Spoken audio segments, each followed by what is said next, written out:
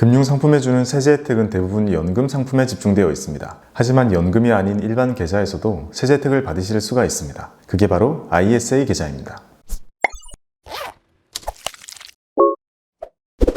안녕하세요, 박고미입니다. 오늘은 절세 혜택이 있는 계좌 ISA에 대해서 말씀드리겠습니다. ISA는 국민들의 재산 형성을 위해서 만들어진 절세 계좌입니다. 연금이나 IRP처럼 체감이 팍팍 되는 그런 정도의 세제 혜택이 아니기 때문에 연금에 비해서 인지도는 턱없이 낮습니다. 그래도 ISA는 비과세 만능 통장이라는 멋진 별명을 가지고 있는 계좌입니다. 세제 혜택이 크진 않지만 그래도 활용하기에 따라서 아주 유용한 계좌가 될 수 있습니다. 이것을 활용하기 좋은 경우는요, 5년 정도의 기간 동안 투자를 하면서 목돈을 모을 계획이 있고 주식이 아닌 금융상품 위주로 투자를 하고 이렇게 얻은 수익에 대해서 세금을 조금이나마 줄이고 싶은 그런 투자자들에게 알맞은 계좌입니다.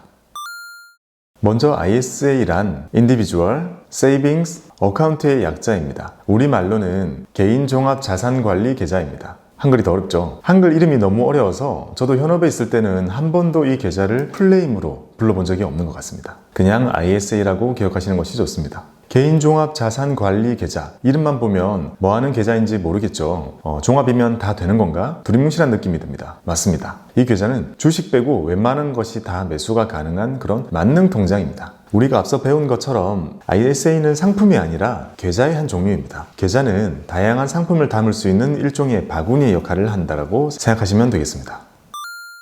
ISA의 개설 자격. ISA는 소득이 있으면 개설이 가능합니다. 근로소득자, 개인사업자 가능합니다. 소득이 없는 전업주부, 은퇴자는 개설이 불가합니다. 지금 잠시 일을 쉬고 계시더라도 직전 3년 동안 소득을 신고하신 적이 있으면 계좌를 개설하실 수가 있습니다. 이제 갓 취업한 사람들도 개설이 가능합니다. 그리고 ISA 계좌의 취지 자체가 서민들의 재산 형성을 돕기 위해서 만들어진 것이기 때문에 금융소득 종합과세 대상자는 제외됩니다. 참고로 금융소득 종합과세 대상자라고 하면 돈을 벌어오는 이 금융소득만으로 1년 동안 2천만 원 이상의 이자를 수취하는 그런 사람들을 말합니다. 우리도 열심히 하면 언젠가 금융소득 종합과세자가 될 수 있겠죠. 그리고 ISA는 일반형이 있고 서민형이 따로 있습니다. 총 급여가 5천만 원 이하인 근로자나 종합소득이 3,500만 원 이하인 사업자는 이 서민형으로 계좌 개설이 가능하고요. 이 서민형 ISA는 일반보다 각종 혜택이 더 많습니다.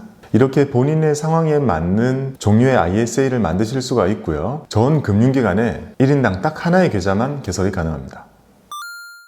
저축 한도, 세제 혜택이 있는 계좌이다 보니 최소 한도는 없고 최대 한도만 있습니다. 1년 동안 이 계좌에 2천만 원까지 입금이 가능하고요. 만기는 5년이기 때문에 5년 동안 해마다 2천만 원씩 넣을 수 있다는 말은 최대한 이 계좌에 1억 원까지 넣을 수가 있습니다. 근데 여기서 1년에 2천만 원, 그리고 5년 동안 1억? 이렇게 수치가 크다고 부담스러워 하시는 경우가 있는데요. 전혀 그러실 필요가 없습니다. 한도는 클수록 좋은 거예요. 실제로 2천만 원 꽉꽉 채워서 넣으시는 분들은 거의 없습니다. 세제 혜택이 있는 것이기 때문에 최고 한도를 정해 놓은 것이고, 우리는 한 달에 만 원, 한 달에 5만 원, 10만 원 소액으로도 얼마든지 자유롭게 활용하실 수 있습니다.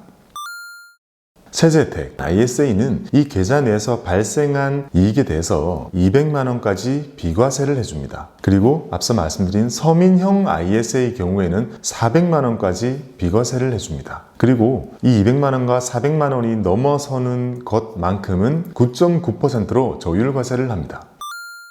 의무가입 기간, 혜택이 있기 때문에 지켜야 하는 약속이 딱 한 가지 있습니다. 만기까지 해지하지 않고 유지해야 한다는 것입니다. ISA의 기본 만기는 5년입니다. 하지만 특정한 조건에 해당이 되면 만기를 3년으로 할 수가 있습니다. 15세에서 29세 청년은 만기 3년으로 하실 수 있고요. 근로소득 5천만 원 이하, 종합소득 3,500만 원 이하의 이 서민형 ISA도 만기를 3년으로 설정을 하실 수가 있습니다. 만약 이 기간을 지키지 못하고 중도에 해지를 하게 되면 이 계좌 내에서 발생한 수익들에 대해서는 일반 계좌라고 생각을 하고 15.4%를 다 뱉어내게 되어 있습니다. 하지만 중도 인출이 가능한 계좌니까요. 해지하시지 마시고 최대한 유지하시는 것이 좋습니다. 매매 가능 자산. ISA 계좌 내에서 매매 가능한 자산은 은행의 예금, 적금, 그리고 증권사에서 하는 펀드, ELS, 리츠, RP 이렇게 다양한 자산들을 섞어서 포트폴리오를 짜실 수가 있습니다. 자, 이런 자산들을 보면 주식처럼 차익을 추구하는 것이 아니라 다들 이자나 배당으로 그 현금 흐름을 만들어내는 것을 주 목적으로 하는 경우가 많죠. 주식은 원래 매매 차익에 대해서는 비과세이기 때문에 애초에 ISA에서 빠져 있는 겁니다. 그리고 이런 금융 상품들은 ISA는 보유를 길게 하는 경우가 많죠. 그래서 어차피 오래 가지고 계실 거라면 ISA를 활용하는 것이 괜찮은 겁니다. 이 ISA는 은행과 증권사에서 계좌 개설을 하실 수가 있는데요. 예적금 같은 경우는 은행의 라인업이 좋을 거고요. ETF나 리츠 위주로 하실 거라면 이 증권사를 선택하시는 것이 좋습니다. ISA의 현황. 우리는 앞서 미국에서는 퇴직연금 제도와 TDF가 매우 발달되어 있다는 것을 배웠죠. 그래서 우리도 우리의 자산 관리를 하는 데 있어서 힌트를 많이 얻고 있습니다. 이번에는 미국 말고 영국과 일본에서는 이 ISA 제도가 매우 발달되어 있습니다. 그 국가들에서는 연금저축과 함께 이 ISA가 국민 재테크의 양대 축이라고 불릴 정도입니다. 모든 사람들이 활용하는 그런 계좌인 거죠. 그래서 우리나라에도 2016년도에 이 ISA 제도를 도입을 했습니다. 그리고 출시한 첫 달에만 100만 명이 넘게 가입을 하면서 매우 붐을 불러일으켰죠. 그만큼 ISA가 외국에서 워낙 유명했으니까요. 하지만 그 후로 ISA 인기는 계속 떨어지고 있습니다. 하지만 일부의 투자자들은 매우 적극적으로 활용하고 있고 2019년 말 기준으로 ISA를 가지고 있는 사람은 200만 명에 달하고요. 누적되어 있는 금액은 6조 원이 넘습니다. 인당으로 계산해보면 보통 300만 원 정도를 넣어서 운용하면서 활용하고 있는 거죠. 원래 이 ISA 계좌는 2018년도 말로 가입을 못하게 예정되어 있던 계좌였습니다. 하지만 다양한 혜택이 오히려 추가가 되면서 이 기간이 더 연장이 되었습니다. 그래서 2021년 내년 말까지 가입이 가능하고 혜택이 더 많아졌으니까 오히려 더 매력 있는 계좌가 되었습니다. ISA 종류. 지점에 가셔가지고 ISA 개설하려고 하시면 두 가지 중 하나를 선택하도록 되어 있습니다. 일임형과 신탁형인데요. 둘 다 낯선 용어죠. 일임형은 운용 자체를 해당 금융사에서 해주면서 보수를 좀 더 받는 그런 상품이고요. 신탁형은 내가 직접 상품을 골라서 운용하는 것입니다. 저는 제 채널의 모토처럼 내 손으로 직접 하는 신탁형이 개인적으로 더 좋다고 생각합니다. 그래도 운용에 대한 도움을 받고 싶으니 금융사에 맡기고 싶다고 생각하신다면 꼭 지점을 내방하셔가지고 직원의 상담을 꼭 받아보시기 바랍니다. ISA는 1인당 단 한 개의 계좌만 가지고 있을 수 있기 때문에 개설하기 전에 어떤 것으로 하실지 신중히 고민하셔야 합니다. 지금은 이 신탁형과 일임형을 전환도 할 수 있고 금융사도 옮길 수 있는 이런 이전 제도들이 다 마련되어 있지만요. 그래도 그런 일들은 번거롭잖아요. 개설하시기 전에 고민을 많이 하시는 것이 좋습니다. ISA의 첫 번째 장점, 소득이 있으면 개설할 수 있다는 겁니다. 기존의 세제 혜택을 주던 많은 계좌들을 보면 소득공제 장기펀드라든지 재형저축이라든지 이런 것들은 소득이 높은 사람들은 아예 계좌 개설 자체가 안 됐습니다. 하지만 ISA는 소득이 높아도 계좌 개설을 할 수 있게 해주었죠. 소득이 낮으면 서민형 ISA라고 해서 혜택을 더 주는 형태로 구성을 한 거죠. 그래서 누구나가 다 활용할 수 있는 그런 계좌라는 점은 장점으로 볼 수 있습니다. ISA의 두 번째 장점은 저축 한도가 넉넉하다는 것입니다. 비과세 한도 자체는 200만 원이나 또는 400만 원 정도로 별로 크지는 않지만 어쨌든 저축금 자체를 크게 해서 5년이라는 기간을 잡고 저축 계획을 세운다면 목돈을 모으기 위한 용도로 활용하기 괜찮다는 겁니다. 그리고 비과세 한도는 200 또는 400이지만 이걸 넘어가도 9.9%의 저율과세로 분리과세까지 해주잖아요. 그리고 예금이나 ELB처럼 원금 보장 상품들도 함께 매수가 가능하기 때문에 저축금이 크더라도 목돈 관리를 할 수 있죠. 그래서 목돈을 모으기 위한 주력 계좌로 활용할 수 있다는 겁니다. 1년 동안 2천만 원을 채워야 한다 이런 의미가 아니라 정말 주력으로 목돈을 팍팍 모으고자 하는 사람들도 충분히 활용할 만큼 넉넉하게 저축 한도를 갖고 있다는 것은 장점입니다. ISA의 세 번째 장점은 내 손으로 자산 배분이 가능하다는 겁니다. 우리 채널의 구독자분들이 참 좋아하는 투자 스타일이죠. 다양한 자산으로 포트폴리오를 짜서 장기적으로 비율 관리를 해가면서 투자를 하는 수단으로는 ISA는 참 괜찮은 수단이 될 수 있습니다. 예금, ETF, ELS, 리츠가 매수가 가능하니까 원하는 웬만한 포트폴리오는 구성이 다 가능하죠. 그리고 계좌 내에서 매수와 매도를 하는 것에도 제한이 없으니까 마음껏 리밸런싱 해가면서 관리를 할 수 있습니다. 그리고 이런 자산 관리는 보통 어느 정도 장기간 하기 때문에 3년이나 5년이라는 이 기간에 대한 것도 크게 부담이 없을 수 있는 거죠.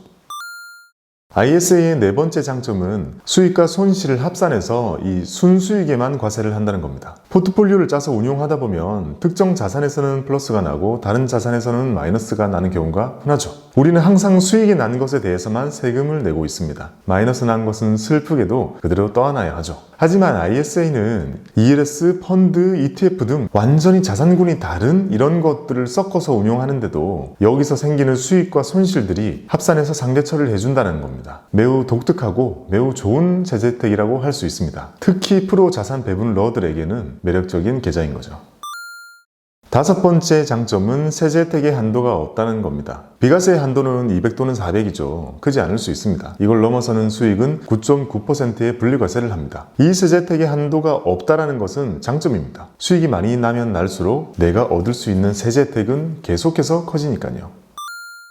ISA의 여섯 번째 장점은 중도 인출이 가능하다는 것입니다. ISA의 의무 보유 기간은 3년 또는 5년이죠. 원래는 중도 인출이 안 되었기 때문에 이 3년 또는 5년이라는 기간은 반드시 묶어 두어야 되는 의무적인 기간으로 받아들여졌습니다. 하지만 중도 인출이 가능하도록 변경이 되었기 때문에 이 3년이나 5년이라는 시간은 이제 내가 혜택을 누릴 수 있는 기간으로 의미가 바뀌었죠. 이렇게 5년 동안 내가 여유가 될 때 모으다가 급하면 뺐다가 다시 넣고 이렇게 반복을 하면서 이 계좌에서 누적되는 수익을 최대한으로 만들어내기만 하면 되는 거죠.